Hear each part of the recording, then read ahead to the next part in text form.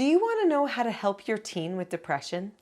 I'm Nicholeen Peck, and I teach all over the world about parenting, good communication, how to build strong family bonds, and child development through the lens of the principle self-government. In this video, we're going to be talking about teens and depression and what you can do.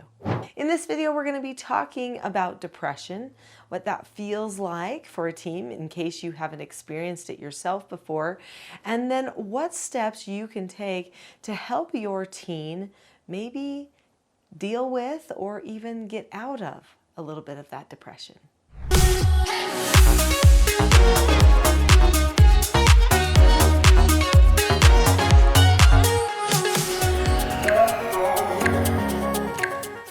Oftentimes when a person is depressed, they actually say that they don't want help, even though inside they're wishing that there was something they could do.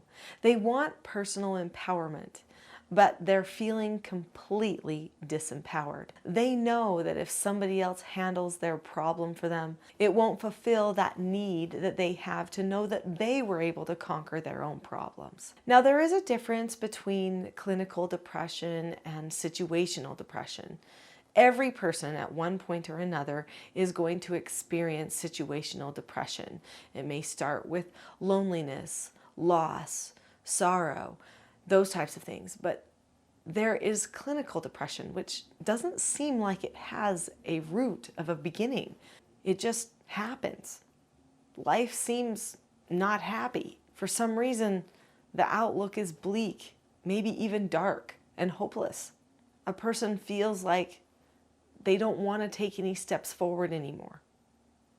They're just done. They don't actually want to be done. They just don't actually want to fix the problem either. It can feel really hard. When a person is in a state of depression, sometimes it feels like they're watching themselves live, almost like they're watching themselves in a movie. They're completely disconnected with what's going on around them, and sometimes even with themselves. So how do you form a connection to help a person who's in a state where they can't connect? That can feel very overwhelming. Now, if you've subscribed to this channel already, you know that I talk a lot about calmness. I talk about emotions, thoughts, feelings, skills of self-government. Well, we're going to draw upon some of that information now as we talk about how to help our teen with depression. It is important to recognize that experiencing depression during the teen years can be a normal occurrence. Clinical depression will be depression that doesn't go away. It persists day after day. And even engaging with friends or family or doing things that a person normally enjoys will not disrupt the depression. But if the depression seems like it comes and goes or can be disrupted, it could be situational depression, which is different. Either way, though, parents need to know what to do.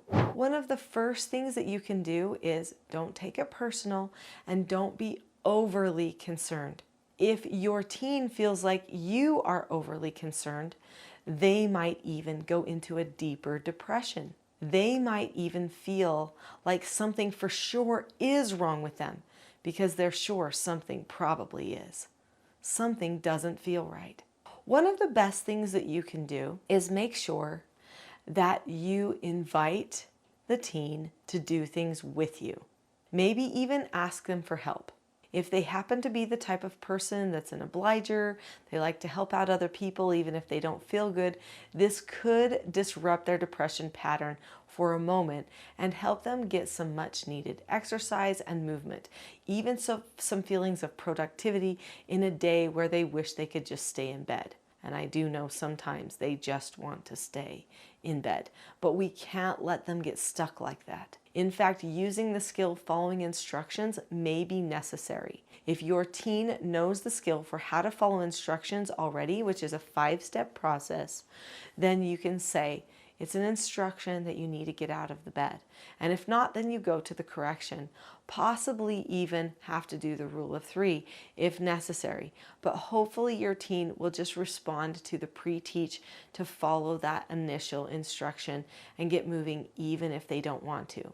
Proactive planning is very beneficial when working with a person with depression. What do I mean by proactive planning?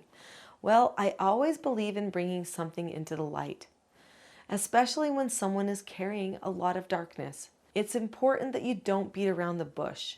Call things out, bring them into the light, but do it in a way that's calm and understanding. Calmness is super important. In fact, at the end of this video, I'm going to be sharing with you something you can use to help with your own calmness as you're trying to help your child. And it will help them with their calmness too. What do I mean by bringing things into the light? Have a parent counseling session with your child. This doesn't mean you need a therapist or counselor necessarily. I teach how to do something called parent counseling sessions in the TSG parenting course. This is a process that has 14 steps that you go through to have a good open communication with your child. Now, it could be if they're really depressed, they don't want to talk very much about things.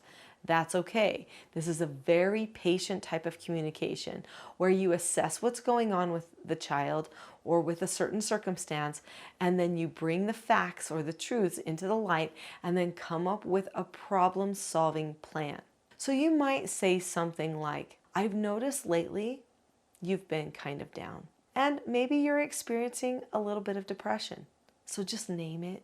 Label it. That doesn't mean that you need to give them something more to worry about. If you feel like labeling it as a depression will lead to more depression, then maybe don't go that far, but just say, everybody can have times when they don't feel like themselves, especially when your hormones are changing and you have so many pressures and things that are facing you during this time of your life. But this is a great time for you to learn how to deal with moments that feel like down moments or even depressive moments. So let's talk about why you think this might be happening, what types of thoughts are going through your head, so that we can help create a plan so that you don't have to feel this way anymore.